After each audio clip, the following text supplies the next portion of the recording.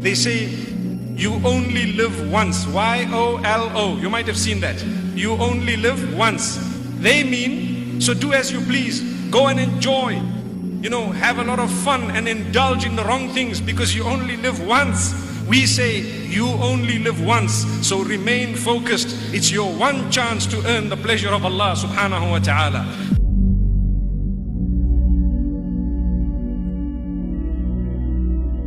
یہ لوگ کہتے ہیں کہ زندگی بس یہی ہماری دنیا کی زندگی ہے، یہی ہمارا مرنا اور جینا ہے، اور گردش ایام کے سوا کوئی چیز نہیں جو ہمیں ہلاک کرتی ہو۔ در حقیقت اس معاملے میں ان کے پاس کوئی علم نہیں ہے، یہ محض گمان کی بنا پر یہ باتیں کرتے ہیں۔ تو آخر کیا وجہ ہے کہ یہ لوگ امکان آخرت کے استعمال کو چھوڑ کر حتمی طور پر انکار آخرت کے حق میں فیصلہ کر ڈالتے ہیں؟ کیا اس کی وجہ اس کے سوا کچھ اور ہے کہ دراصل اس مسئلے کا آخری فیصلہ وہ دلیل کی بنا پر نہیں بلکہ اپنی خواہش کی بنا پر کرتے ہیں؟ چونکہ ان کا دل یہ نہیں چاہتا کہ مرنے کے بعد کوئی زندگی ہو، اور موت کی حقیقت نیستی اور عدم نہیں بلکہ خدا کی طرف سے قبض روح ہو، اس لیے وہ اپنے دل کی مانگ کو اپنا عقیدہ بنا لیتے ہیں اور دوسری بات کا انکار کر دیتے ہیں۔ ہماری نادانی اور بربادی یہی ہے، اور ہمیشہ سے انسانوں کی تباہی اسی وجہ سے ہوئی ہے کہ یہ موت کو بھولے۔ انہوں نے بالکل بلا دیا کہ ایک دن دنیا میں نہیں رہنا، اور قصہ اسی پر ختم نہیں ہو جائے گا کہ آپ مر جائیں گے تو بات ختم ہوئے، بعد میں سے حساب ہونا۔ اللہ تعالیٰ نے ایک ایک لمحے کے بارے میں پوچھنا کہ وہ زندگی تم نے کیسی گزاری۔ تو دیندار آدمی جس کے ذہن میں یہ بیٹھ جائے، اس کے لیے فالتو چیزوں کے لیے، فضول باتوں کے لیے کہاں وقت۔ جو کوئی آخرت کی کھیتی چاہتا ہے اس کی کھیتی کو ہم بڑھاتے ہیں، اور جو دنیا کی کھیتی چاہتا ہے اسے دنیا ہی میں سے دیتے ہیں، مگر آخرت میں اس کا کوئی حصہ نہیں ہے۔ دونوں کی محنتوں کے نتائج و ثمرات بھی اللہ تعالیٰ نے مختلف رکھے ہیں، حالانکہ دونوں کے کام کرنے کی جگہ یہی زمین ہے۔ آخرت کی کھیتی بونے والے کے متعلق اللہ تعالیٰ نے یہ نہیں فرمایا کہ دنیا اسے نہیں ملے گی۔ دنیا تو کم یا زیادہ بہرحال اس کو ملنی ہی ہے، کیونکہ یہاں اللہ جل شانہ کے لطف عام میں اس کا بھی حصہ ہے، اور رزق نیک و بد سبھی کو یہاں مل رہا ہے۔ لیکن اللہ نے اسے خوشخبری دنیا ملنے کی نہیں بلکہ اس بات کی سنائی ہے کہ اس کی آخرت کی کھیتی بڑھائی جائے گی، کیونکہ اسی کا وہ طالب ہے اور اسی کے انجام کی اسے فکر لاحق ہے۔ اس کھیتی کے بڑھائے جانے کی بہت سی صورتیں ہیں، مثلا جس قدر زیادہ نیک نیتی کے ساتھ وہ آخرت کے لیے عمل صالح کرتا جائے گا، اسے اور زیادہ نیک عمل کی توفیق عطا کی جائے گی، اور اس کا سینہ نیکیوں کے لیے کھول دیا جائے گا۔ پاک مقصد کے لیے پاک ذرائع اختیار کرنے کا جب وہ تہیہ کر لے گا تو اس کے لیے پاک ہی ذرائع میں برکت دی جائے گی، اور اللہ اس کی نوبت نہ آنے دے گا کہ اس کے لیے خیر کے سارے دروازے بند ہو کر صرف شر ہی کے دروازے کھلے رہ جائیں۔ اور سب سے زیادہ یہ کہ دنیا میں اس کی تھوڑی نیکی بھی آخرت میں کم از کم 10 گنی تو بڑھائی ہی جائے گی، اور زیادہ کی کوئی حد نہیں ہے۔ ہزاروں لاکھوں گنی بھی اللہ جس کے لیے چاہے گا بڑھا دے گا۔ رہا دنیا کی کھیتی بونے والا، یعنی وہ شخص جو آخرت نہیں چاہتا اور سب کچھ دنیا ہی کے لیے کرتا ہے، اسے اللہ تعالیٰ نے اس کی محنت کے 2 نتائج صاف صاف سنا دیے ہیں۔ ایک یہ کہ خواہ وہ کتنا ہی سر مارے، جس قدر دنیا وہ حاصل کرنا چاہتا ہے وہ پوری کی پوری اسے نہیں مل جائے گی، بلکہ اس کا ایک حصہ ہی ملے گا جتنا اللہ نے اس کے لیے مقرر کر دیا ہے۔ دوسرے یہ کہ اسے جو کچھ ملنا ہے بس دنیا ہی میں مل جائے گا، آخرت کی بھلائیوں میں اس کا کوئی حصہ نہیں ہے۔ جو لوگ بس اسی دنیا کی زندگی اور اس کی خوشنمائیوں کے طالب ہوتے ہیں، ان کی کارگزاری کا سارا پھل ہم یہیں ان کو دے دیتے ہیں، اور اس میں ان کے ساتھ کوئی کمی نہیں کی جاتی۔ اس کی خوشنمائیوں کے طالب ہوتے ہیں۔ اس سلسلہ کلام میں یہ بات اس مناسبت سے فرمائی گئی ہے کہ قرآن کی دعوت کو جس قسم کے لوگ اس زمانے میں رد کر رہے تھے اور آج بھی رد کر رہے ہیں، وہ زیادہ تر وہی تھے اور ہیں جن کے دل و دماغ پر دنیا پرستی چھائی ہوئی ہے۔ خدا کے پیغام کو رد کرنے کے لیے جو دلیل بازیاں وہ کرتے ہیں، وہ سب تو بعد کی چیزیں ہیں۔ پہلی چیز جو اس انکار کا اصل سبب ہے وہ ان کے نفس کا یہ فیصلہ ہے کہ دنیا اور اس کے مادی فائدوں سے بالاتر کوئی شے قابل قدر نہیں ہے، اور یہ کہ ان فائدوں سے متمتع ہونے کے لیے ان کو پوری آزادی حاصل رہنی چاہیے۔ مگر آخرت میں ایسے لوگوں کے لیے آگ کے سوا کچھ نہیں ہے۔ وہاں معلوم ہو جائے گا کہ جو کچھ انہوں نے دنیا میں بنایا وہ سب ملیا میٹ ہو گیا، اور اب ان کا سارا کیا دھرا محض باطل ہے۔ آگ کے سوا کچھ نہیں ہے۔ یعنی جس کے پیش نظر محض دنیا اور اس کا فائدہ ہو، وہ اپنی دنیا بنانے کی جیسی کوشش یہاں کرے گا ویسا ہی اس کا پھل اسے یہاں مل جائے گا، لیکن جبکہ آخرت اس کے پیش نظر نہیں ہے اور اس کے لیے اس نے کوئی کوشش بھی نہیں کی ہے، تو کوئی وجہ نہیں کہ اس کی دنیا طلب مسائی کی برابری کا سلسلہ آخرت تک دراز ہو۔ وہاں پھل پانے کا امکان تو صرف اسی صورت میں ہو سکتا ہے کہ جب دنیا میں آدمی کی سعی ان کاموں کے لیے ہو جو آخرت میں بھی نافع ہوں۔ مثال کے طور پر اگر ایک شخص چاہتا ہے کہ ایک شاندار مکان اسے رہنے کے لیے ملے، اور وہ اس کے لیے ان تدابیر کو عمل میں لاتا ہے جن سے یہاں مکان بنا کرتے ہیں، تو ضرور ایک عالی شان محل بن کر تیار ہو جائے گا، اور اس کی کوئی اینٹ بھی محض اس بنا پر جمنے سے انکار نہ کرے گی کہ ایک کافر اسے جمانے کی کوشش کر رہا ہے۔ لیکن اس شخص کو اپنا یہ محل اور اس کا سارا سر و سامان موت کی آخری ہجری کے ساتھ ہی اس دنیا میں چھوڑ دینا پڑے گا، اور اس کی کوئی چیز بھی وہ اپنے ساتھ دوسرے عالم میں نہ لے جا سکے گا۔ اگر اس نے آخرت میں محل تعمیر کرنے کے لیے کچھ نہیں کیا ہے تو کوئی معقول وجہ نہیں ہے کہ اس کا یہ محل وہاں اس کے ساتھ منتقل ہو۔ وہاں کوئی محل وہ پا سکتا ہے تو صرف اس صورت میں پا سکتا ہے جبکہ دنیا میں اس کی سعی ان کاموں میں ہو جن سے قانون الہی کے مطابق آخرت کا محل بنا کرتا ہے۔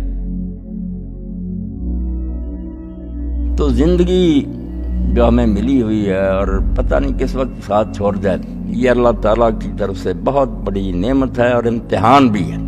اس سے پورا فائدہ اٹھانا چاہیے، ایک لمحہ بھی اس کا ضائع نہیں کرنا چاہیے۔ یہ آدمی کوئی دین کا کام کرتا ہو یا دنیا کوئی مفید کام کرتا ہو جس کو اللہ نے حلال کیا، بیکار نہیں اس کو ضائع کرنا چاہیے۔ اس لیے جو کہتے ہیں کہ لاو و لعب کھیل تماشے سے ہم وقت گزارنا چاہتے ہیں، ٹائم پاس کرنا چاہتے ہیں، ظالم ٹائم پاس کرنے کی چیز وقت تو اتنی تیزی سے گزر رہا کہ ہمارے روک نہیں سکتے، بس ہر لمحہ بجلی کی تیز رفتاری سے گزرتا جا رہا۔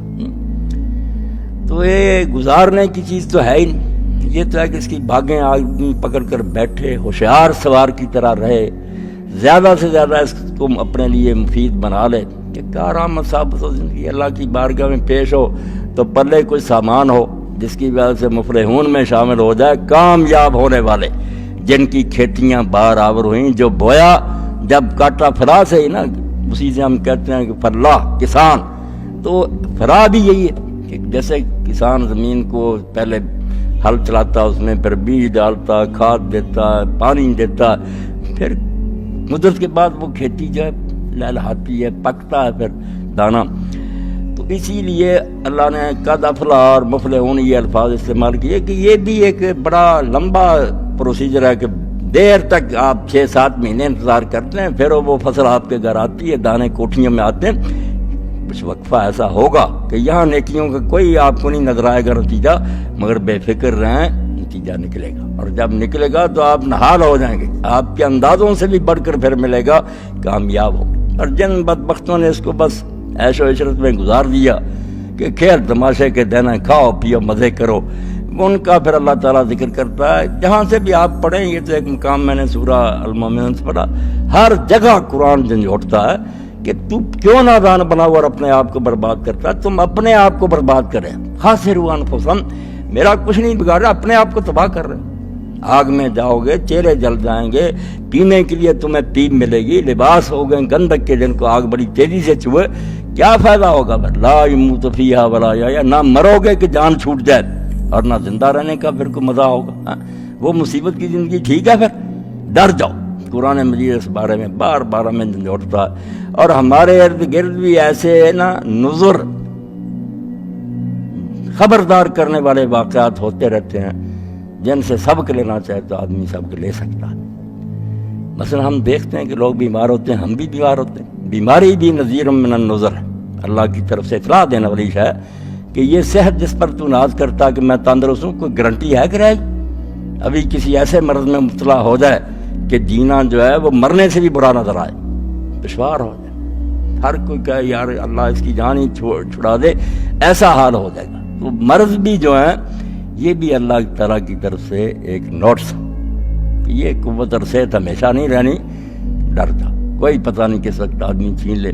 اور اسی لیے دین نے جو عیادت کا حکم دیا کہ جو بیمار ہو جائے اس کی بیمار پرسی کے لیے، اس میں بہت سارے فائدوں میں سے اس کی بھی دلداری ہے، مگر خود اپنے لیے بھی سامان عبرت ہے کہ دیکھے کہ اچھا بڑا آدمی تھا یار، بستر پر اب گر گیا، بے بس ہو گیا۔ اللہ کہتا تجھے کیوں عقل نہیں آتی کہ موت تو موت ہے، پہلے نہیں تجھ دیکھتا کتنے تندرست لوگ ہیں جو اب ناکارہ پڑے ہوئے۔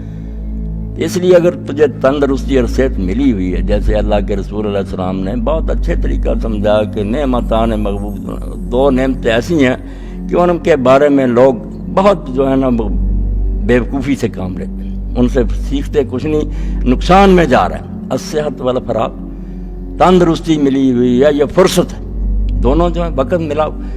اب نہ تندرستی کے بارے میں کوئی آدمی جانتا کہ کب چھن جائے، نہ یہی ہے کہ بعد میں کیسے کاموں میں الجھ جائے کہ پھر وقت ہی نہ ملے نیک کام کرنے کے لیے، فراغ نہ رہے۔ تو فرمایا مقبول فی ما کثیر، زیادہ لوگ حماقت سے اپنے یہ دونوں موقع جو ضائع کرتے رہے، نہ تندرست ہیں۔ اور اللہ کے رسول علیہ السلام نے جو یہ بشارت دی، اللہ کے انعامات تو انگنت ہے نا، رحمت بہانے ڈھونڈتی ہے بخشنے کے لیے۔ اور کہا جو آدمی تندرستی کے زمانے میں یا جوانی میں دین کے کچھ کام کرتا تھا، نمازیں نفل پڑھتا تھا، جہاد کرتا تھا، وہ اگر بیمار ہو گیا یا اب نہیں اس کو وقت رہا، بڑھاپا آ گیا، کمزوری، تو اللہ تعالیٰ فرشتوں کو یہ ہدایت دیتا کہ اب یہ بیماری اور اس عمر میں اگر نہیں کر سکتا تو وہ ساری نیکیاں لکھتے رہو، یہ تندرستی کے زمانے میں کرتا تھا۔ اس لیے کئی صحابہ کرام جو تھے نا، جب وہ بیمار ہوئے تو روتے تھے کہ یار ہم تندرستی کے زمانے میں زیادہ نیکیاں کیا کرتے تو آج وہ مفت میں ملتی جاتی، فائدہ اٹھاتے۔ تو صحت کا چھن جانا، اپنے ساتھی ہم کئی دیکھتے ہیں کہ بیچارے بیمار ہو گئے۔ آپ دیکھ لیں ہمارے یہاں شفیق صاحب آتے تھے ہر اجتماع میں، اب وہ بیمار ہیں، ان آپریشن کہتے ہوئے اللہ تعالیٰ شفا دے، تندرستی دعا بھی کرنی چاہیے۔ تو کون جانتا بھائی کس کو اللہ تعالیٰ ناکارہ کر کے بٹھا دے۔ اور پھر اس کے ساتھ جو بڑھاپا ہے اس کو ہم نہیں روک سکتے۔ رأیت الشیب من نظر منایا، یہ خود جو بڑھاپا ہے یہ بھی موت کی اطلاع دیتا ہے کہ اب ٹائم بہت تھوڑا رہ گیا۔ دیگر تے دن گیا محمد اور کنوں چھپ جانا، اب عصر کا وقت ہو جا رہا، شعائیں درد ہو رہی ہیں، وقت قریب ہو گیا۔ اب بڑھاپے میں جو شرم نہیں کرتا، اسی لیے حدیث پاک میں فرمایا نا کہ جس کو 60 سال کی عمر ملی مگر پھر بھی گناہ نہیں چھوڑے، اللہ تعالیٰ اس کو عذر کرنے کا بھی موقع نہیں، زبان ہی نہیں کھولنے دے گا کہ اب کیا بکواس کرنا چاہتا تھا، اتنا لمبا عرصہ تجھے شرم نہیں آئی۔ تو اس لیے بیماریاں، پھر بڑھاپا تو ایسی ہے کہ ساری چیزیں پھر چھن جاتی ہیں، نہ وہ قوت، نہ وہ ٹانگوں میں زور، ہر طرح ہے۔ جن چیزوں سے وہ لوگوں کو ڈراتا تھا کہ دیکھو میرے ہاتھ میں ڈانگ ہے، میں فلاں، بس ہو گیا۔ اب لوگ اس کو سہارا دیتے ہیں، گر جاتا ہے، بازوں سے پکڑ کر اٹھاتے۔ تو اس لیے کہا کہ یہ پھر وقت نہیں رہے گا، پھر وہ عرب شاعر کی طرح کہنا پڑے گا، را لیت الشباب یعود یومن، وہ کہتا ہے کاش کسی دن جوانی لوٹ کر پھر آئے، فنخبرہ بما فعل المشیب، تو اس سے یار یہ شکوہ تک کر لیں کہ تیرے بعد بڑھاپے نے ہم سے کیا کیا۔ اب نہ کان کام کرتے ہیں نہ آنکھیں کرتی، کہتا آئے جوانی تو ہم بتائیں تو صحیح اس کو کہ بڑھاپے نے ہمارے ساتھ کیا کیا۔ یہ سارے جو ہے نا مرحلے کہ بچپن ہے، پھر جوانی ہے، بعد میں زوار شروع ہوتا، اللہ کا کلام تو توجہ دلاتا، ہم دیکھتے بھی ہیں مگر آنکھیں بند ہوتی، سوچتے کچھ نہیں۔ فرمایا بیمار ہونے والے ساتھیوں کو دیکھو جو بوڑھے ہو چکے ہیں، کبڑے ہو گئے۔ تو کسی نے پوچھا نا، حسن تخیلی شاعری ہے کہ بات تو وہی ہوتی ہے، اس نے نتیجہ نکالا تھا، اللہ نے اس کو سمجھ دی ہوتی شاعر۔ وہ کہتے ہیں یہ کبڑا جو ہو گیا بوڑھا، اس طرح رکوع کی طرح اور نیچے دیکھ پیر چلتا، یہ کیا ڈھونڈتا ہے؟ تو پھر جواب دیتا ہے بوڑھا، پیری میں ڈھونڈتا ہوں جوانی کدھر گئی۔ جیسے گمشدہ چیز زمین میں دیکھتا نا، کہتا اصل میں یہ ڈھونڈ رہا کہ وہ اب بڑھاپا آ گیا یار، وہ جوانی کہاں گئی۔ ہر شے جو ہے وہ جو خوبصورت نظر آتا تھا بد شکل نظر آنے لگا۔ تو بڑھاپا، بیماری اور پھر موت۔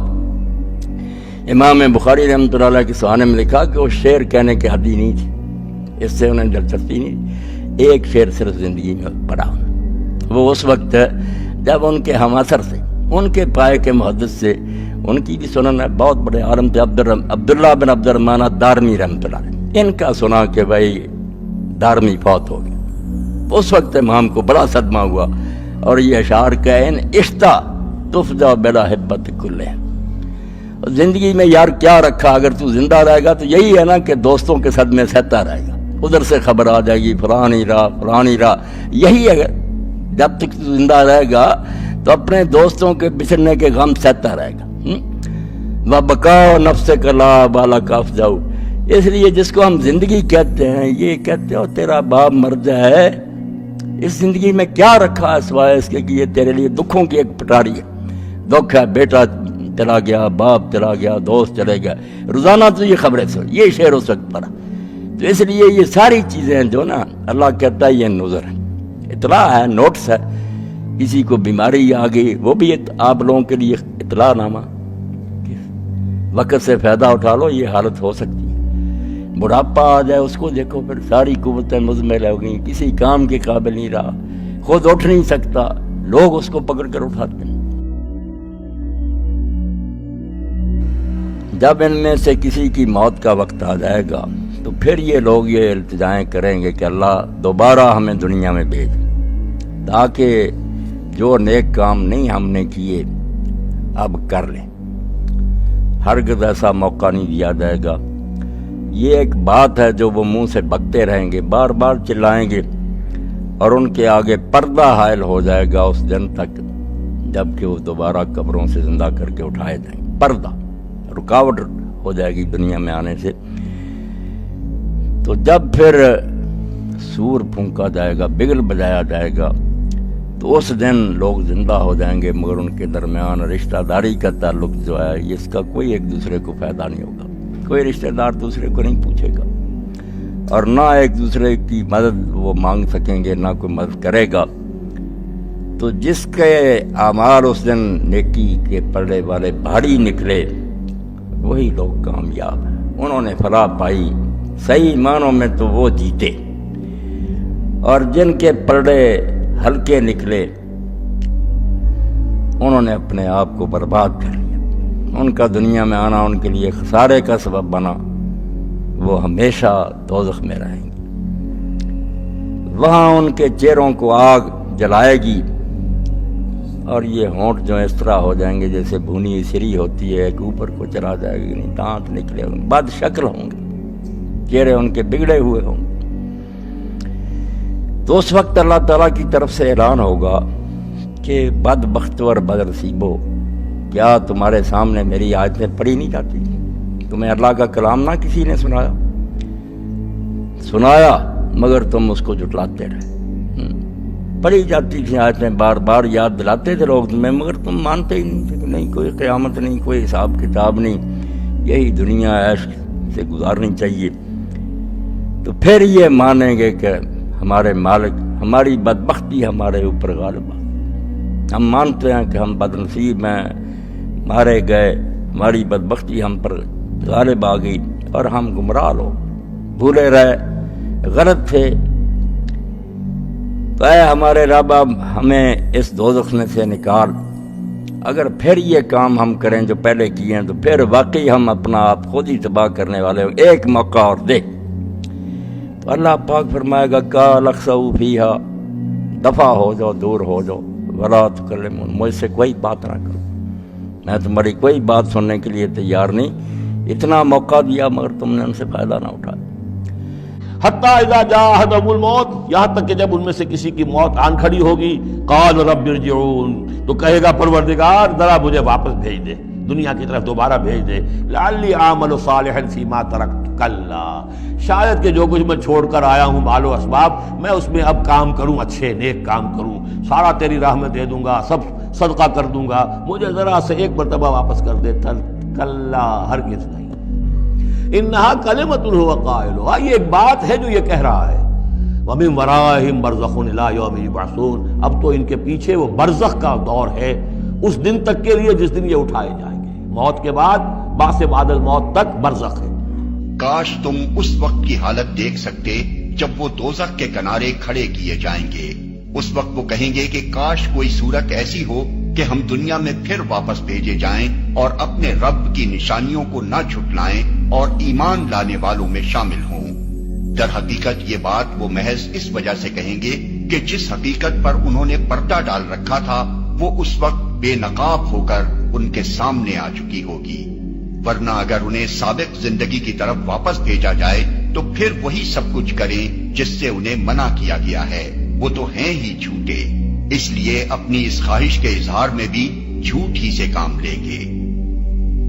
جس حقیقت پر انہوں نے پردہ ڈال رکھا تھا وہ اس وقت بے نقاب ہو کر ان کے سامنے آ چکی ہوگی۔ یعنی ان کا یہ قول در حقیقت عقل و فکر کے کسی صحیح فیصلے اور کسی حقیقی تبدیلی رائے کا نتیجہ نہ ہوگا، بلکہ محض مشاہدہ حق کا نتیجہ ہوگا، جس کے بعد ظاہر ہے کہ کوئی کٹے سے کٹا کافر بھی انکار کی جرات نہیں کر سکتا۔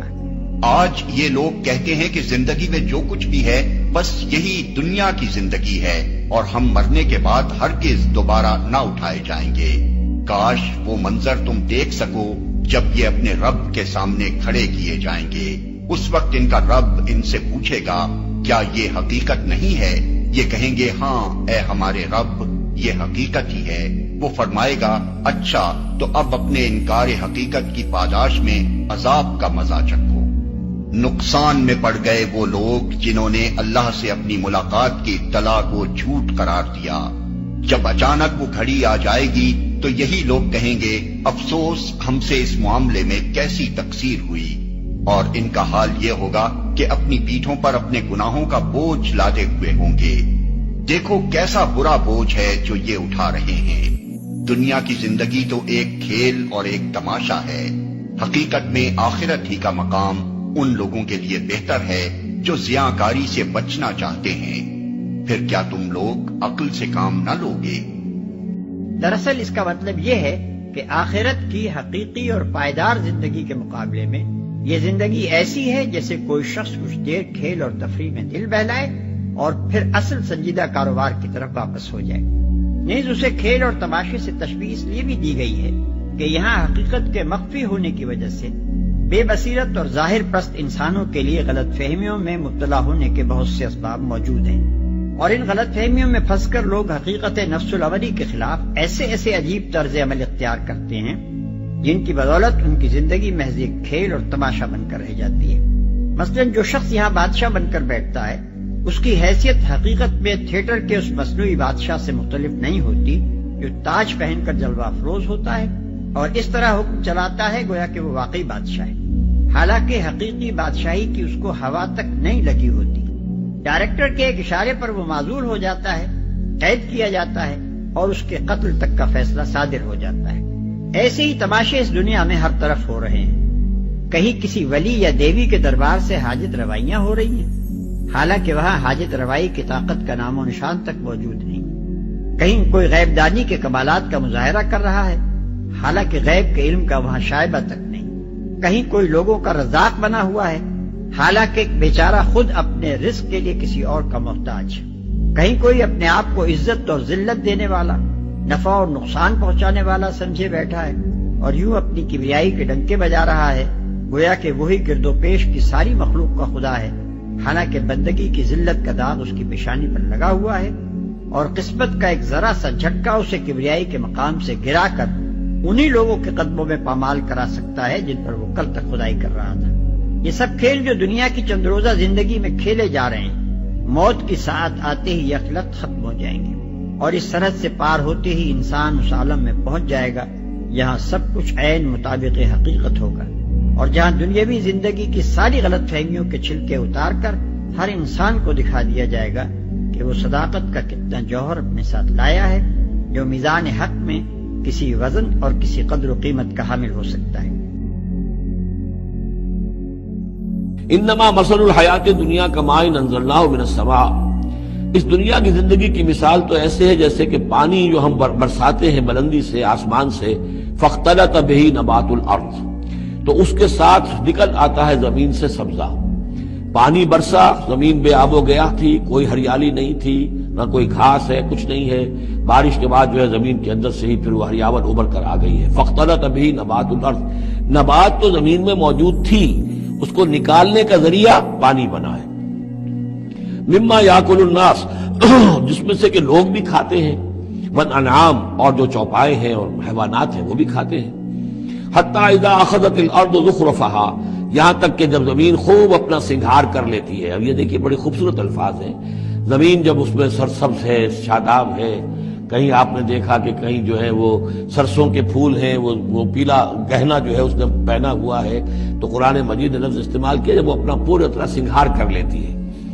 حتی اذا اخذت الارض زخرفها وہ اپنی پوری رونق اور چمک دمک حاصل کر لیتی ہے، وزینت اور خوب مزین ہو جاتی ہے، سولہ سنگھار کر لیتی ہے، وظن اہلها انہم قادرون علیہا اور اس زمین کے مالک جو ہوتے ہیں وہ سمجھتے ہیں کہ اب ہم اس پر قادر ہیں، یعنی فصل ہماری تیار ہے، بس اب کل دو دن کی بات ہے یا پرسوں کاٹنی شروع کریں گے، اب ہم جا کے کھتے بھر لیں گے یا اناج لے جائیں گے یا پھل لے جائیں گے۔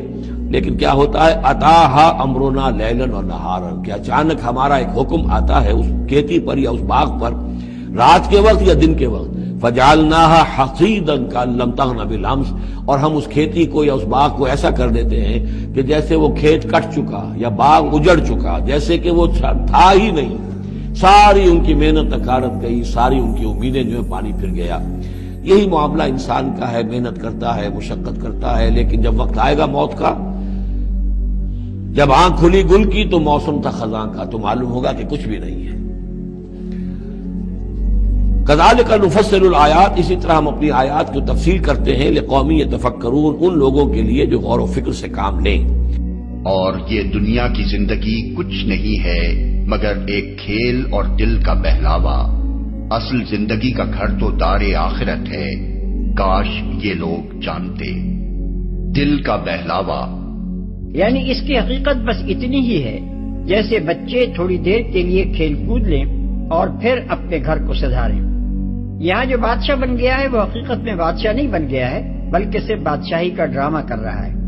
ایک وقت آتا ہے جب اس کا یہ کھیل ختم ہو جاتا ہے اور اسی بے سر و سامانی کے ساتھ وہ تخت شاہی سے رخصت ہوتا ہے جس کے ساتھ وہ اس دنیا میں آیا تھا۔ اسی طرح زندگی کی کوئی شکل بھی یہاں مستقل اور پائیدار نہیں ہے، جو جس حال میں بھی ہے عارضی طور پر ایک محدود مدت کے لیے ہے۔ اس چند روزہ زندگی کی کامرانیوں پر جو لوگ مرے مٹتے ہیں اور انہی کے لیے ضمیر و ایمان کی بازی لگا کر کچھ عیش و عشرت کا سامان اور کچھ شوکت و حشمت کے ٹھاٹ فراہم کر لیتے ہیں، ان کی یہ ساری حرکتیں دل کے بہلاوے سے زیادہ کچھ نہیں ہیں۔ ان کھلونوں سے اگر وہ 10 20 یا 60 70 سال دل بہلا لیں اور پھر موت کے دروازے سے خالی ہاتھ گزر کر اس عالم میں پہنچیں جہاں کی دائمی و ابدی زندگی میں ان کا یہی کھیل بلائے بے درما ثابت ہو، تو آخر اس طفل تسلی کا فائدہ کیا ہے؟ کاش یہ لوگ جانتے۔ یعنی اگر یہ لوگ اس حقیقت کو جانتے کہ دنیا کی موجودہ زندگی صرف ایک مہلت امتحان ہے اور انسان کے لیے اصل زندگی جو ہمیشہ ہمیشہ باقی رہنے والی ہے آخرت کی زندگی ہے، تو وہ یہاں امتحان کی مدت کو اس لہو و لعب میں ضائع کرنے کے بجائے اس کا ایک ایک لمحہ ان کاموں میں استعمال کرتے جو اس ابدی زندگی میں بہتر نتائج پیدا کرنے والے ہوں۔ خوب جان لو کہ یہ دنیا کی زندگی اس کے سوا کچھ نہیں کہ ایک کھیل اور دل لگی اور ظاہری ٹیپ ٹاپ، اور تمہارا آپس میں ایک دوسرے پر فخر جتانا اور مال و اولاد میں ایک دوسرے سے بڑھ جانے کی کوشش کرنا ہے۔ اس کی مثال ایسی ہے جیسے ایک بارش ہو گئی تو اس سے پیدا ہونے والی نباتات کو دیکھ کر کاشتکار خوش ہو گئے، پھر وہی کھیتی پک جاتی ہے اور تم دیکھتے ہو کہ وہ زرد ہو گئی، پھر وہ بھس بن کر رہ جاتی ہے۔ اس کے برعکس آخرت وہ جگہ ہے جہاں سخت عذاب ہے اور اللہ کی مغفرت اور اس کی خوشنودی ہے۔ لوگو بچو اپنے رب کے غضب سے اور ڈرو اس دن سے جبکہ کوئی باپ اپنے بیٹے کی طرف سے بدلہ نہ دے گا اور نہ کوئی بیٹا ہی اپنے باپ کی طرف سے کچھ بدلہ دینے والا ہوگا۔ فی الواقع اللہ کا وعدہ سچا ہے، بس یہ دنیا کی زندگی تمہیں دھوکے میں نہ ڈالے اور نہ دھوکہ باز تم کو اللہ کے معاملے میں دھوکہ دینے پائے، کچھ بدلہ دینے والا ہوگا۔ یعنی دوست، لیڈر، پیر اور اسی طرح کے دوسرے لوگ تو پھر بھی دور کا تعلق رکھنے والے ہیں، دنیا میں قریب ترین تعلق اگر کوئی ہے تو وہ اولاد اور والدین کا ہے، مگر وہاں حالت یہ ہوگی کہ بیٹا پکڑا گیا ہو تو باپ آگے بڑھ کر یہ نہیں کہے گا کہ اس کے گناہ میں مجھے پکڑ لیا جائے، اور باپ کی شامت آ رہی ہو تو بیٹے میں یہ کہنے کی ہمت نہیں ہوگی کہ اس کے بدلے مجھے جہنم میں بھیج دیا جائے۔ اس حالت میں یہ توقع کرنے کی کیا گنجائش باقی رہ جاتی ہے کہ کوئی دوسرا شخص وہاں کسی کے کچھ کام آئے گا؟ لہذا نادان ہے وہ شخص جو دنیا میں دوسروں کی خاطر اپنی عاقبت خراب کرتا ہے یا کسی کے بھروسے پر گمراہی اور گناہ کا راستہ اختیار کرتا ہے۔ اس مقام پر آیت نمبر 15 کا مضمون بھی نگاہ میں رہنا چاہیے، جس میں اولاد کو تلقین کی گئی تھی کہ دنیاوی زندگی کے معاملات میں والدین کی خدمت کرنا تو بے شک برحق ہے، مگر دین و اعتقاد کے معاملے میں والدین کے کہنے پر گمراہی قبول کر لینا ہرگز صحیح نہیں ہے۔ اللہ کا وعدہ سچا ہے۔ اللہ کے وعدے سے مراد یہ وعدہ ہے کہ قیامت آنے والی ہے اور ایک روز اللہ کی عدالت قائم ہو کر رہے گی، جس میں ہر ایک کو اپنے اعمال کی جواب دہی کرنی ہوگی۔ تمہیں دھوکے میں نہ ڈالے۔ دنیا کی زندگی سطحی انسانوں کو مختلف قسم کی غلط فہمی میں مبتلا کرتی ہے۔ کوئی یہ سمجھتا ہے کہ جینا اور مرنا جو کچھ ہے بس اسی دنیا میں ہے، اس کے بعد کوئی دوسری زندگی نہیں ہے، لہذا جتنا کچھ بھی تمہیں کرنا ہے بس یہی کر لو۔ کوئی اپنی دولت اور طاقت اور خوشحالی کے نشے میں بدمست ہو کر اپنی موت کو بھول جاتا ہے اور اس خیال خواب میں مبتلا ہو جاتا ہے کہ اس کا عیش اور اس کا اقتدار لازوال ہے۔ کوئی اخلاقی اور روحانی مقاصد کو فراموش کر کے صرف مادی فوائد اور لذتوں کو مقصود بذات سمجھ لیتا ہے اور معیار زندگی کی بلندی کے سوا کسی دوسرے مقصد کو کوئی اہمیت نہیں دیتا، خواہ نتیجے میں اس کا معیار آدمیت کتنا ہی پست ہوتا چلا جائے۔ کوئی یہ خیال کرتا ہے کہ دنیاوی خوشحالی ہی حق و باطل کا اصل معیار ہے، ہر وہ طریقہ حق ہے جس پر چل کر یہ نتیجہ حاصل ہو اور اس کے برعکس جو کچھ بھی ہے باطل ہے۔ کوئی اسی خوشحالی کو مقبول بارگاہ الہی ہونے کی علامت سمجھتا ہے اور یہ قاعدہ کلیہ بنا کر بیٹھ جاتا ہے کہ جس کی دنیا خوب بن رہی ہے، خواہ وہ کیسے ہی طریقوں سے بنے، وہ خدا کا محبوب ہے، اور جس کی دنیا خراب ہے، چاہے وہ حق پسندی اور راست بازی ہی کی بدولت خراب ہو، اس کی عاقبت بھی خراب ہے۔ یہ اور ایسی ہی جتنی غلط فہمیاں بھی ہیں، ان سب کو اللہ تعالیٰ نے اس آیت میں دنیاوی زندگی کے دھوکے سے تعبیر فرمایا ہے۔ دھوکہ دینے پائے۔ الغرور یعنی دھوکے باز سے مراد شیطان بھی ہو سکتا ہے، کوئی انسان یا انسانوں کا کوئی گروہ بھی ہو سکتا ہے، انسان کا اپنا نفس بھی ہو سکتا ہے، اور کوئی دوسری چیز بھی ہو سکتی ہے۔ کسی شخص خاص یا شے خاص کا تعین کیے بغیر اس وسیع المعنی لفظ کو اس کی مطلق صورت میں رکھنے کی وجہ یہ ہے کہ مختلف لوگوں کے لیے فریب خوردگی کے بنیادی اسباب مختلف ہوتے ہیں۔ جس شخص نے خاص طور پر جس ذریعے سے بھی وہ اصل فریب کھایا ہو، جس کے اثر سے اس کی زندگی کا رخ صحیح سمت سے غلط سمت میں مڑ گیا ہو، وہی اس کے لیے الغرور ہے۔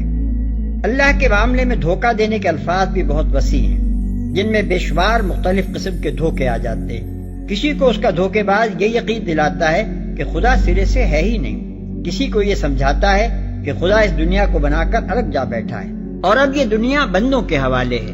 کسی کو اس غلط فہمی میں ڈالتا ہے کہ خدا کے کچھ پیارے ایسے ہیں جن کا تقرب حاصل کر لو تو جو کچھ بھی تم چاہو کرتے رہو، بخشش تمہاری یقینی ہے۔ کسی کو اس دھوکے میں مبتلا کرتا ہے کہ خدا تو غفور الرحیم ہے، تم گناہ کرتے چلے جاؤ وہ بخشتا چلا جائے گا۔ کسی کو جبر کا عقیدہ سمجھاتا ہے اور اس غلط فہمی میں ڈال دیتا ہے کہ تم تو مجبور ہو، بدی کرتے ہو تو خدا تم سے کراتا ہے، اور نیکی سے دور بھاگتے ہو تو خدا ہی تمہیں اس کی توفیق نہیں دیتا۔ اس طرح کے نامعلوم کتنے دھوکے ہیں جو انسان خدا کے بارے میں کھا رہا ہے، اور اگر تجزیہ کر کے دیکھا جائے تو آخر کار تمام گمراہیوں اور گناہوں اور جرائم کا بنیادی سبب یہی نکلتا ہے کہ انسان نے خدا کے بارے میں کوئی نہ کوئی دھوکہ کھایا ہے، تبھی اس سے کسی اعتقادی ضلالت یا اخلاقی بے راہ روی کا صدور ہوا ہے۔ اور دوزخ کے لوگ جنت والوں کو پکاریں گے کہ کچھ تھوڑا سا پانی ہم پر ڈال دو، یا جو رزق اللہ نے تمہیں دیا ہے اسی میں سے کچھ پھینک دو۔ وہ جواب دیں گے کہ اللہ نے یہ دونوں چیزیں ان منکرین حق پر حرام کر دی ہیں جنہوں نے اپنے دین کو کھیل اور تفریح بنا لیا تھا اور جنہیں دنیا کی زندگی نے فریب میں مبتلا کر رکھا تھا۔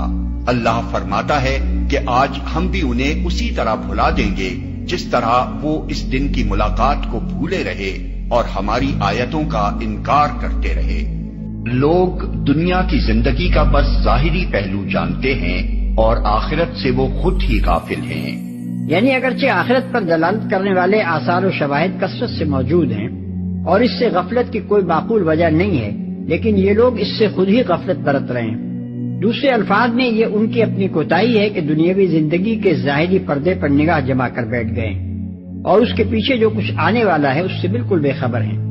ورنہ خدا کی طرف سے ان کو خبردار کرنے میں کوئی کوتاہی نہیں ہوئی ہے۔ یا قوم انما هذه الحیات الدنیا متاع، اے میری قوم کے لوگوں، یہ دنیا کی زندگی تو بس ایک برتنے کا سامان ہے، کچھ نہیں۔ وَإِنَّ الْآخِرَةَ هِيَ دَارُ الْقَرَارِ، اصل میں تو آخرت جو ہے وہ ہے مستقل رہنے کی جگہ، قرار تو وہاں ہے، مستقل قیام تو وہاں ہے۔ بل تؤثرون الحیات الدنیا، تمہارا اصل مرض کیا ہے؟ تم دنیا کی زندگی کو ترجیح دیتے ہو۔ اللہ اللہ خیر صلی اللہ، میں نے یہی کہا تھا نا کہ بما قدم واخر، کسے آگے رکھا کسے پیچھے رکھا، سارا فیصلہ تو اس میں ہے۔ مقدم آخرت ہے اور دین ہے یا دنیا ہے؟ یا تو آپ نے مقدم بنا دیا آخرت کو تو جتنی دنیا مل جائے اللہ کا فضل ہے، اللہ کی طرف سے دین ہے، بونس ہے۔ لیکن اگر آپ نے مقدم بنا دیا دنیا کو تو پھر آپ گئے۔ بس یہ ہے سارا کانٹے کی بات جو ہے۔ تو اس حوالے سے بل تؤثرون الحیات الدنیا کلا بل تحبون العاجلہ وتذرون الآخرہ، تمہارا اصل مرض یہ ہے، تم اس عاجلہ سے محبت کرتے ہو، اس کا نفع بھی نقد نقصان بھی نقد، تکلیف بھی فوراً محسوس ہو گئی اور راحت بھی فوراً محسوس ہو گئی، اور آخرت کا نفع نقصان بھی قرض ہے، ادھار ہے، اس کی تکلیف اس وقت محسوس نہیں ہو رہی۔ انگارے بھر رہے ہیں اپنے پیٹ کے اندر، لیکن وہ انگارے اس وقت پیٹ کو جلا نہیں رہے ہیں، وہ انگارے ظاہر ہو جائیں گے قیامت کے اندر، وہ جلائیں گے اس وقت، لیکن انگارے بھر اس وقت رہے ہو۔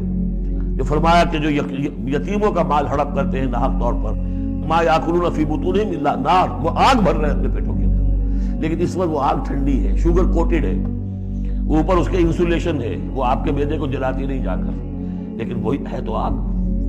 بہرحال تم ترجیح دیتے ہو دنیا کو، تم لوگوں کو زیادہ سے زیادہ اور ایک دوسرے سے بڑھ کر دنیا حاصل کرنے کی دھن نے غفلت میں ڈال رکھا ہے، یہاں تک کہ اسی فکر میں تم لبے گور تک پہنچ جاتے ہو۔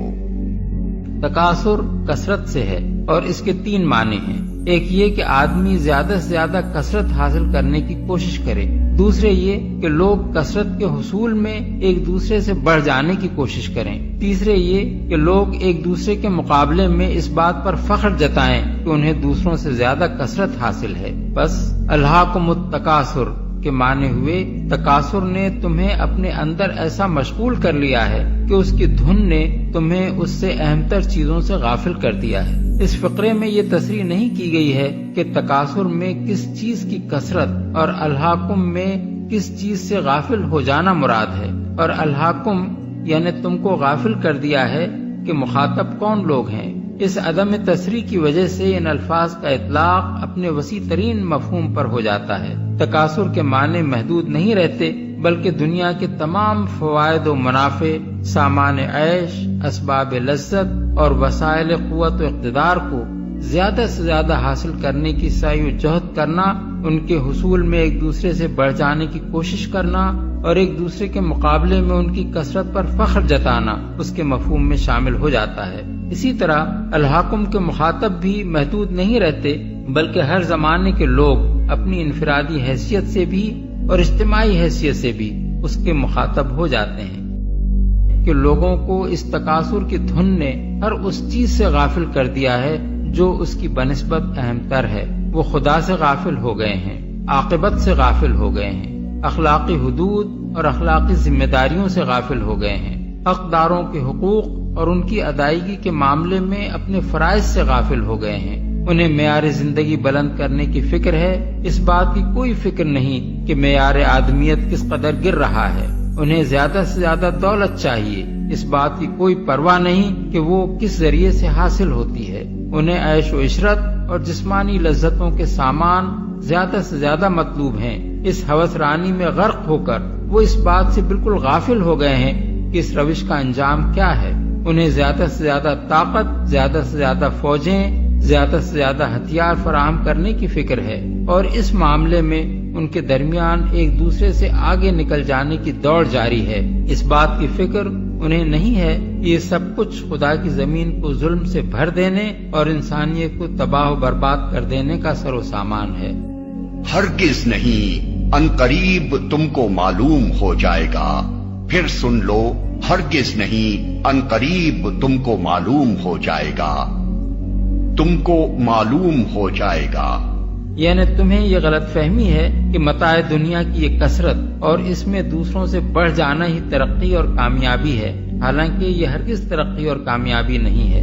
عنقریب اس کا برا انجام تمہیں معلوم ہو جائے گا اور تم جان لوگے کہ یہ کتنی بڑی غلطی تھی جس میں تم عمر بھر مبتلا رہے۔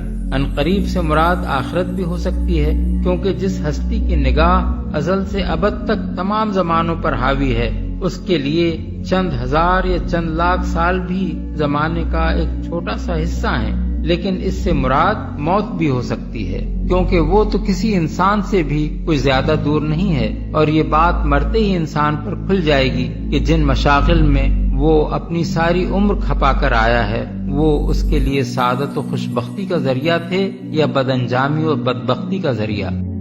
ہرگز نہیں، اگر تم یقینی علم کی حیثیت سے اس روش کے انجام کو جانتے ہوتے تو تمہارا یہ طرز عمل نہ ہوتا، تم دوزخ دیکھ کر رہو گے۔ پھر سن لو، تم بالکل یقین کے ساتھ اسے دیکھ لو گے، پھر ضرور اس روز تم سے ان نعمتوں کے بارے میں جواب طلبی کی جائے گی۔ اس فقرے میں پھر کا لفظ اس معنی میں نہیں ہے کہ دوزخ میں ڈالے جانے کے بعد جواب طلبی کی جائے گی، بلکہ اس کا مطلب یہ ہے کہ پھر یہ خبر بھی ہم تمہیں دیے دیتے ہیں کہ تم سے ان نعمتوں کے بارے میں سوال کیا جائے گا، اور ظاہر ہے کہ یہ سوال عدالت الہی میں حساب لینے کے وقت ہوگا۔ اس کی سب سے بڑی دلیل یہ ہے کہ متعدد احادیث میں رسول اللہ صلی اللہ علیہ وسلم سے یہ بات منقول ہے کہ اللہ تعالیٰ نے جو نعمتیں بندوں کو دی ہیں ان کے بارے میں جواب دہی مومن و کافر سبھی کو کرنی ہوگی۔ یہ الگ بات ہے کہ جن لوگوں نے کفران نعمت نہیں کیا اور شکر گزار بن کر رہے وہ اس محاسبے میں کامیاب رہیں گے، اور جن لوگوں نے اللہ کی نعمتوں کا حق ادا نہیں کیا اور اپنے قول یا عمل سے یا دونوں سے ان کی ناشکری کی وہ اس میں ناکام ہوں گے۔ حضرت جابر بن عبداللہ کی روایت ہے کہ رسول اللہ صلی اللہ علیہ وسلم ہمارے ہاں تشریف لائے اور ہم نے آپ کو تر و تازہ کھجوریں کھلائیں اور ٹھنڈا پانی پلایا۔ اس پر حضور نے فرمایا، یہ ان نعمتوں میں سے ہیں جن کے بارے میں تم سے سوال کیا جائے گا۔ بحوالہ مسند احمد، نسائی، ابن جریر، ابن المنذر، ابن مردویہ، عبد بن حمید، بیہقی فی الشعب۔ حضرت ابو ہریرہ کی روایت ہے کہ رسول اللہ صلی اللہ علیہ وسلم نے حضرت ابو بکر اور حضرت عمر سے کہا، چلو ابو الحیثم بن التیہان انصاری کے ہاں چلیں۔ چنانچہ ان کو لے کر آپ ابن التیہان کے نخلستان میں تشریف لے گئے۔ انہوں نے لا کر کھجوروں کا ایک خوشہ رکھ دیا۔ حضور نے فرمایا، تم خود کیوں نہ کھجوریں توڑ لائے؟ انہوں نے عرض کیا، میں چاہتا تھا کہ آپ حضرات خود چھانٹ چھانٹ کر کھجوریں تناول فرمائیں۔ چنانچہ انہوں نے کھجوریں کھائیں اور ٹھنڈا پانی پیا۔ فارغ ہونے کے بعد حضور نے فرمایا، اس ذات کی قسم جس کے ہاتھ میں میری جان ہے، یہ ان نعمتوں میں سے ہے جن کے بارے میں تمہیں قیامت کے روز جواب دہی کرنی ہوگی۔ یہ ٹھنڈا سایہ، یہ ٹھنڈی کھجوریں، یہ ٹھنڈا پانی۔ ان احادیث سے یہ بات واضح ہو جاتی ہے کہ سوال صرف کفار ہی سے نہیں، مومنین صالحین سے بھی ہوگا۔ تو خاص طور پر جن لوگوں کے اندر کہ یہ دنیا کی محبت زیادہ شدید ہوتی ہے تو اس کا ایک اثر بتا رہے ہیں کہ یہ واقعتاً اللہ نے فطرت انسانی میں رکھی ہے، اس لیے کہ یہ دنیا جو ہے اسے اللہ نے چلانا ہے، اس کی رونقیں رکھنی ہے جب تک اس کی مرضی ہے، قیامت تک تو اسے آباد رکھنا ہے۔ اولاد پیدا ہوگی تو دنیا قائم رہے گی، نسل چلے گی، مرد اور عورت کی ایک دوسرے کے ساتھ کشش ہوگی تو اولاد پیدا ہوگی، اور یہ تمام چیزیں جو ہیں، دولت کی کوئی طلب ہوگی تو آدمی محنت کرے گا، مشقت کرے گا، کمائے گا۔ تو اس لیے یہ چیزیں فطرت انسانی میں ہیں، یہ بیسک اینیمل انسٹنکٹس ہیں۔ بس ضرورت اس بات کی ہوتی ہے کہ ان انسٹنکٹس کو دبا کر رکھا جائے، اللہ کی محبت، اللہ کی شریعت کو اس سے بالا تر رکھا جائے۔ بس یہ نہیں ہے کہ ان کو ختم کر دیا جائے۔ سیلف اینیہیلیشن اسلام میں نہیں ہے، یہ رہبانیت ہے کہ اپنے نفس کو کچل دو، ختم کر دو، نہیں۔ سیلف کنٹرول، اپنے آپ کو کنٹرول میں رکھو۔ یہ منہ زور گھوڑا ہے نفس انسانی کا، لیکن جتنا طاقتور گھوڑا ہوگا اتنا ہی آپ کے لیے تیز دوڑنا جو ہے وہ آسان ہوگا، لیکن جتنا منہ زور اور طاقتور گھوڑا ہے اتنا ہی اسے قابو میں رکھنے کی ضرورت بھی ہے، ورنہ اگر اس کے رحم و کرم پر سوار آ گیا تو جہاں چاہے گا پٹخنی دے دے گا۔ تو اس اعتبار سے سیلف کنٹرول ہو، گھوڑا پورا قابو میں ہو۔ البتہ یہ ہے کہ سیلف کو اپنے نفس کو اس کو کچل ڈالنا، سیلف اینیہیلیشن، یہ اسلام میں نہیں۔ زین للناس حب الشہوات من النساء، مزین کر دی گئی ہے لوگوں کے لیے ایک تو محبت جو ہے شہوت کی محبت خواتین کے بارے میں۔ اب دیکھیے یہاں بھی قرآن مجید گویا کہ ایک طرح سے تائید کر رہا ہے فرائڈ کی، اس کے نزدیک سب سے پورٹنٹ فیکٹر جو ہے، سب سے پورٹنٹ جو موٹیو ہے انسان کا، وہ سیکس ہے، اور یہاں بھی اللہ تعالیٰ نے سب سے پہلے اسی کا ذکر کیا ہے۔ اگرچہ میرے نزدیک ضروری نہیں ہے، اس لیے کہ دوسری جگہوں پر پیٹ جو ہے معاشی ضرورت یہ اس سے بھی سخت ہو جاتی ہے، لیکن یہ کہ واقعتاً یہ حضور نے بھی فرمایا ہے صلی اللہ علیہ وسلم، ما ترکت بعدی فتنۃ اضر علی الرجال من النساء، میرے بعد اب مردوں کے لیے عورتوں کے فتنے سے بڑا فتنہ اور کوئی نہیں ہے۔ ان کی محبت جو ہے وہ انسان کو کہاں سے کہاں لے جاتی ہے۔ بلعام بن باورہ یہود کے اندر ایک بہت بڑا عالم اور فاضل شخص تھا، ایک عورت کے چکر میں آ کر اور وہ شیطان کا پیرو بن گیا، وہ قصہ آئے گا سورہ اعراف کے اندر۔ تو واقعہ یہ ہے، لیکن ایک فطرت کے اندر ہے تو صحیح، محبت تو ہے۔ زین للناس حب الشہوات من النساء والبنین، اور بیٹے انسان کو بہت پسند ہے، بیٹے ہوں، اس کا نام چلتا رہے، بڑھاپے کا سہارا بنے۔ والقناطیر المقنطرۃ من الذهب والفضہ، اور یہ کہ خزانے ہوں جمع کیے ہوئے سونے کے اور چاندی کے۔ والخیل المسومۃ، اور گھوڑے ہوں بڑے نسل والے گھوڑے جو ہیں جن پر کے نشان لگے ہوئے ہوتے، پیڈگری ہوتی ہے ان کی۔ والانعام، اور مویشی ہوں، مال جو ہے پنجاب میں اور سرائکی کے علاقے میں مال کہتے ہی جانوروں کو ہے، ان حیوانات کو ہے مال مویشی۔ والانعام والحرث، اور کھیتی۔ ذالک متاع الحیات الدنیا، بس جو نقطہ اعتدال ہے وہ یہ ہے کہ جان لو یہ ساری چیزیں اس دنیا کی زندگی کا ساز و سامان ہے۔ اس زندگی کے لیے ضروریات کی حد تک ان سے فائدہ اٹھانا، اس میں کوئی بری بات نہیں، لیکن واللہ عندہ حسن المآب، لیکن اللہ کے پاس ہے اچھا لوٹنا۔ وہ جو ہے جو اللہ کے پاس ہے اس کے مقابلے میں یہ کچھ بھی نہیں۔ اگر یہ ایمان بالآخرہ ہے تو پھر تو انسان ان تمام چیزوں کو، اپنے تمام جذبات و میلانات کو ایک حد کے اندر رکھے گا، اس سے آگے نہیں آنے دے گا۔ لیکن اگر ان میں سے کوئی ایک شے بھی اتنی زوردار ہو گئی اس کی محبت کہ آپ کے دل کے اوپر اس کا قبضہ ہو گیا، تو بس آپ گئے، اب وہی ند ہے، وہی اب آپ کا معبود ہے، چاہے وہ دولت ہو، چاہے وہ کوئی اور شے ہو، وہ اب آپ کا معبود بن جائے گی۔ کل نفس ذائقۃ الموت، ہر ذی نفس کو موت کا مزہ چکھنا ہے، ایک دن تو موت آ جائے گی۔ وَإِنَّمَا تُوَفَّوْنَ أُجُورَكُمْ يَوْمَ الْقِيَامَةِ، اور دوسری بات، تمہیں لازماً تمہارے اجر پورے دے دیے جائیں گے۔ انما توفون اجورکم یوم القیامہ، قیامت کے دن۔ فمن زحزح عن النار، تو جو کوئی بچا لیا گیا جہنم سے، آگ سے، وادخل الجنہ، اور داخل کر دیا گیا جنت میں، فقد فاز، وہ کامیاب ہو گیا۔ اللہم ربنا اجعلنا منہم، اللہم ربنا اجعلنا منہم۔ یہ دنیا کی زندگی تو ایک کھیل اور تماشا ہے۔ اگر تم ایمان رکھو اور تقوی کی روش پر چلتے رہو تو اللہ تمہارے اجر تم کو دے گا، اور وہ تمہارے مال تم سے نہ مانگے گا۔